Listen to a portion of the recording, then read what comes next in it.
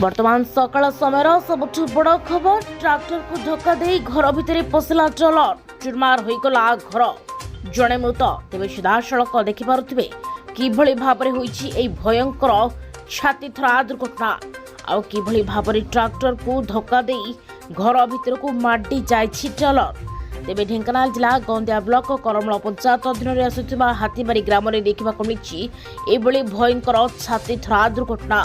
सूचना मुताबक ढेंकानालू आजबेस्ट नहीं कलिकता अभिमुखे जाउथला ई ट्रलर किंतु मंदान छकरू बाट मरणा होई करमूल अभिमुखे आसीथिला ई आजबेस्ट बोझई ट्रलर आउ आसवा समय ठीक रात 12 घटिका समय भारसाम्य हराई ट्रैक्टर को धक्का दे हाथीबारी ग्रामर नटवर तराई पुओ अस्थिर तराई घर भितर को पशि जाइथिला ई ट्रलर फल घटनास्थल अस्थिर तराई मृत्यु होइछि। अन्यपटे खबर पाई घटनास्थल गंदिया थाना अधिकारी प्रताप दलाई पहुंची घटनार तदंत करथिबा बेले आहत होइथिबा ट्रलर ड्राइवर हेल्पर को उद्धार करी चिकित्सा निमंते चिकित्सालय पठा जाइथिबा जणा पड़िछि। तेबे ट्रलरटी झारखंड राज्यर बोली जहाँ वर्तमान सूचना आसुछि। ढेंकानालू द्वितीयरंजन सिंह की रिपोर्ट सूचना मीडिया।